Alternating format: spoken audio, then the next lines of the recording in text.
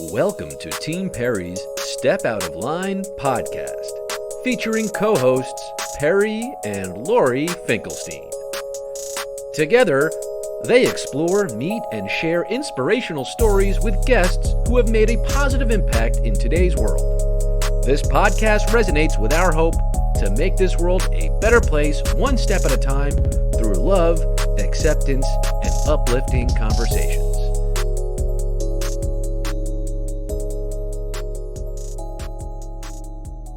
So this is something that I didn't even have to think about until you reached out to me, Perry. It was never really a thing. And in that one way, at first, I was like, wow, I am so damn privileged and lucky to have never felt like I was directly challenged with this. Like I never felt like I didn't have to go against my parents or schooling or anything like that. I'm like, wow, I'm really lucky. And then that caused a minor existential crisis later on in the day because the definition that you guys are looking for it's just so much broader than that. And I feel like my biggest challenge stepping out of line was basically relearning things about myself and stop fighting myself in a lot of things.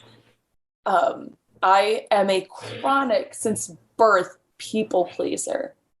And it's worked in my favor, like growing up in high school and grade school and college, getting my internship, turning that into a job. It was wonderful.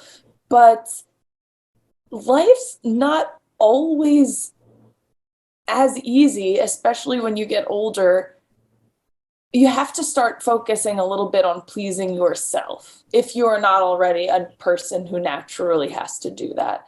And I am not kidding. And William can attest to it because I've had actual emotional mental breakdowns on the couch right next to him where he's like, can I help? Like, don't touch me. Like, I got to work through this.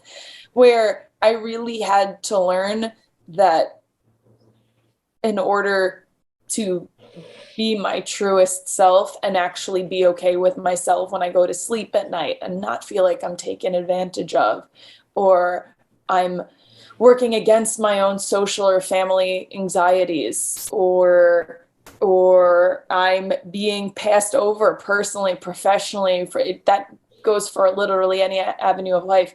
I had to stop people pleasing and I had to be okay with everything that came along with that, things that was synonymous with. And for my family, it was saying no to things. Like there have been holidays I haven't shown up for, not because of and I would try my best to vocalize this very, very well, not because it's not a spiteful act, it's not a punishment, it's not even that I don't want to be there, I just can't.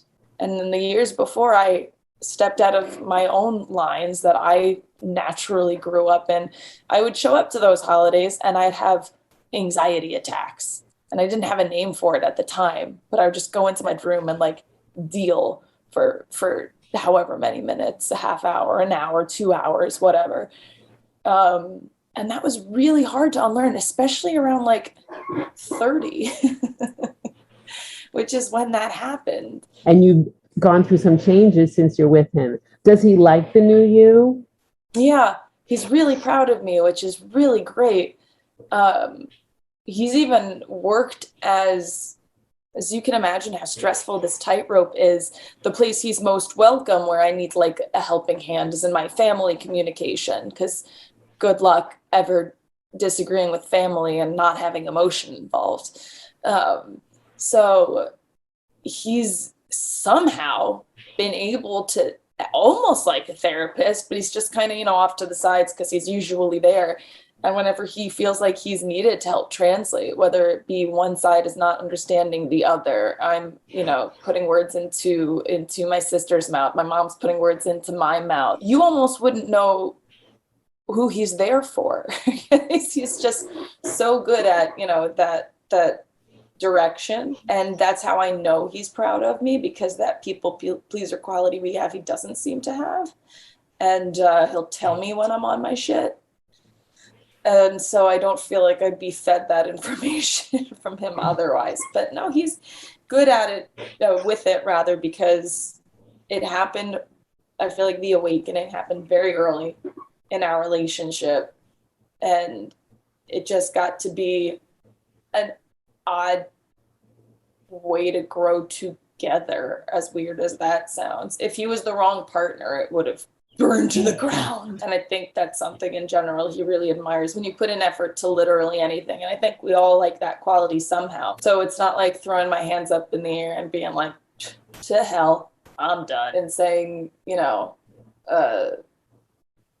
this was a mistake and here was my part in it, whether that be professionally or personally. And, I think it's hard for him, thankfully, to poo-poo on that. He's like, good for you. This seems hard. Listeners still consider me this, which makes me giggle.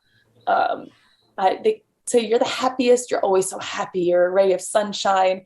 But to me, that's just leftovers of the persona I grew up with. Not to say I'm not a happy person, but for someone to get that comment so often really must seem like there's a ray of sunshine coming out of their butt. Like, that's a specific kind of happy.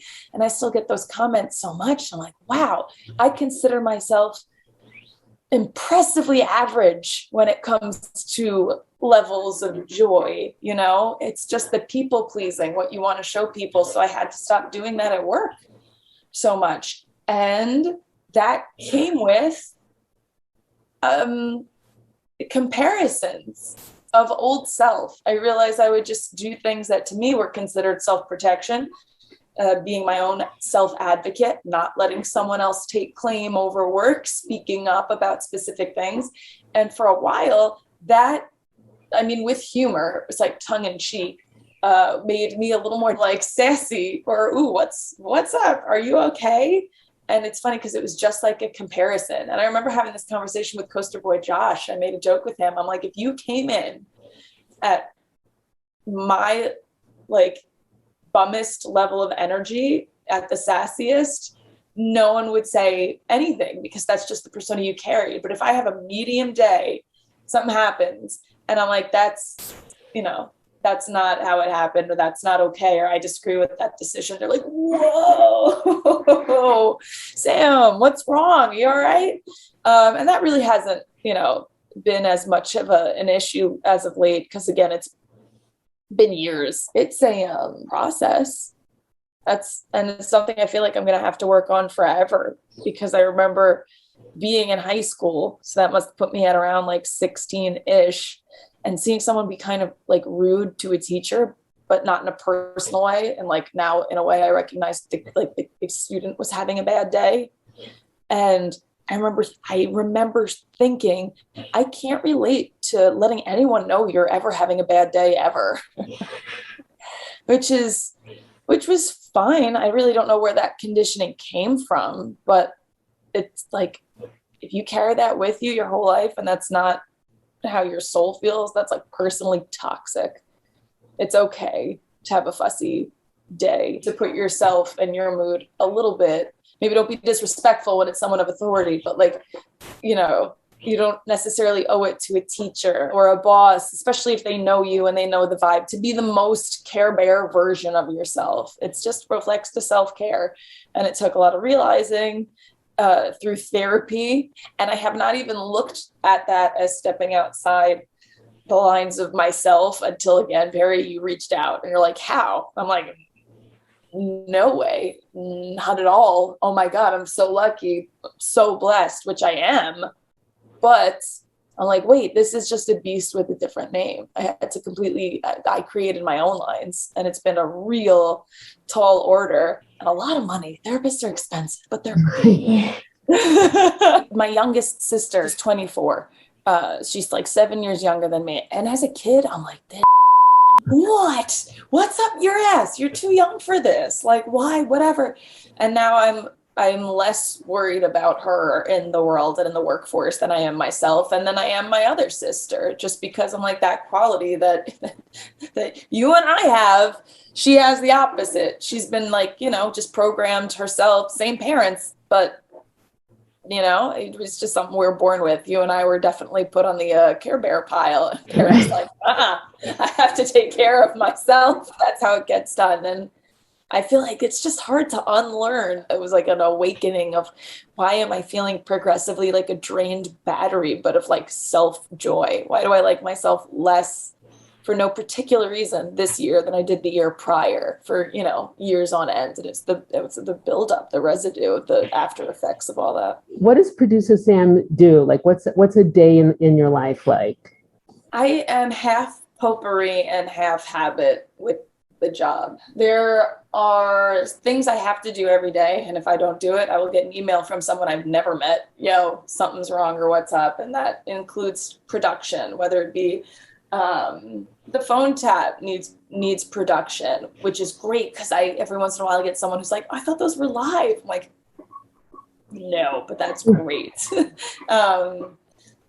Commercial production, best ofs, which go on the Saturday shows, and maybe when we're not there, or even if Elvis has to like dip out a half hour early and from 9:30 on is a best of or something, or interviews because an A-list celebrity refuses to get out of bed before 11 in the morning, which like happens, things like that. That's like that is on paper too. Like that's where my name is, like this is my job description. But thankfully after 9 years, it's evolved because I get bored, and even with a group of characters and editing best ofs that make me giggle and getting to be creative in edits, it's still essentially the same thing.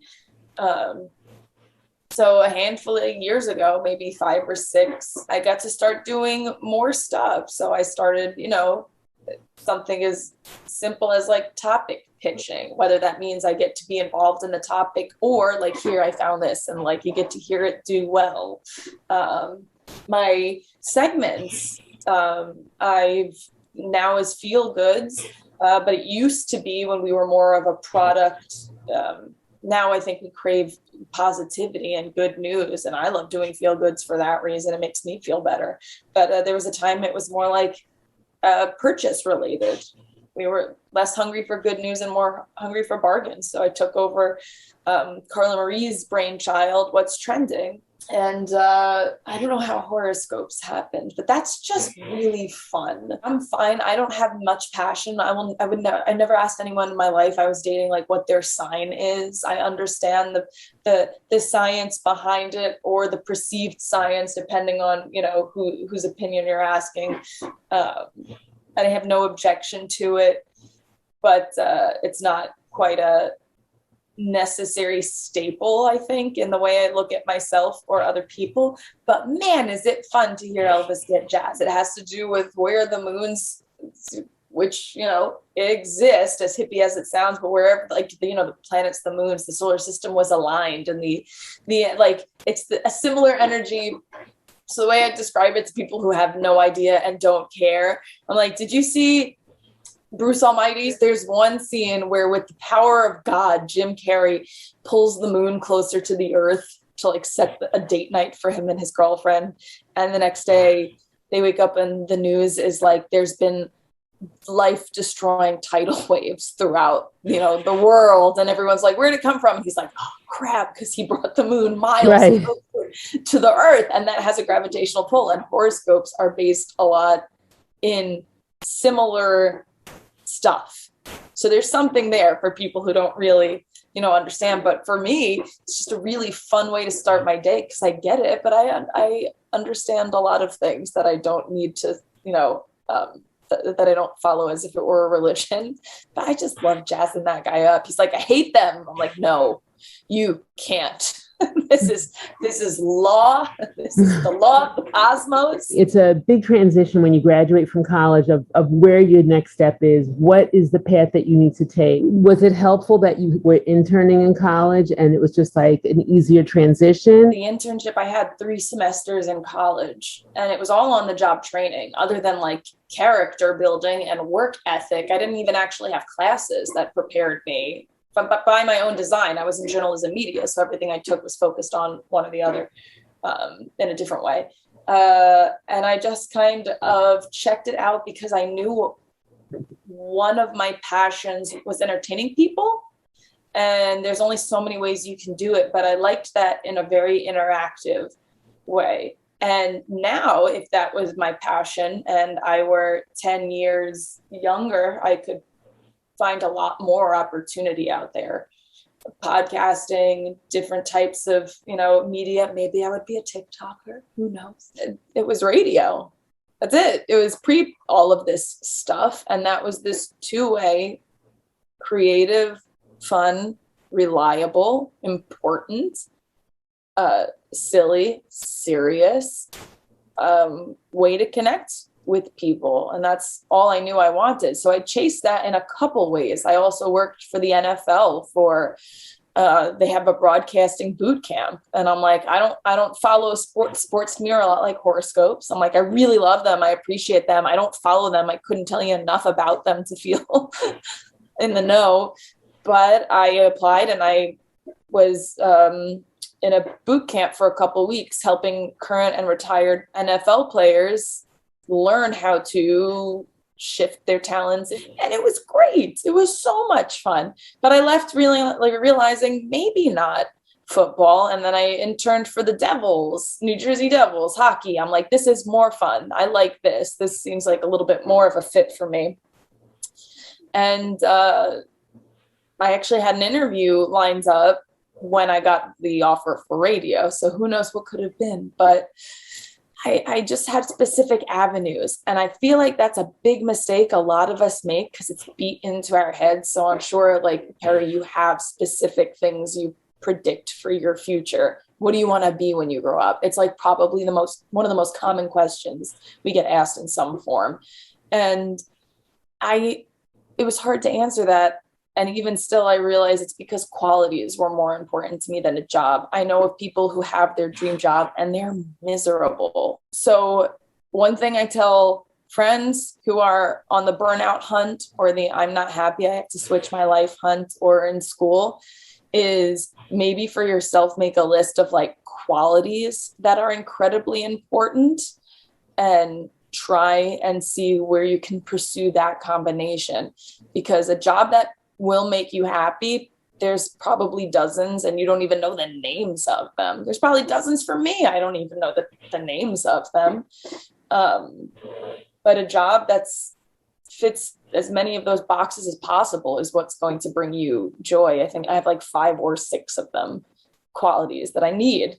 And who knows what I'm doing. But as long as those are in there, I think I'm going to be happy to go to work and be happy when I come home. Apart from knowing your qualities and chasing little avenues of interest, is know when it's okay to cut yourself a break, because sometimes the plan works out totally perfectly and sometimes the plan just takes a little longer and requires a reroute.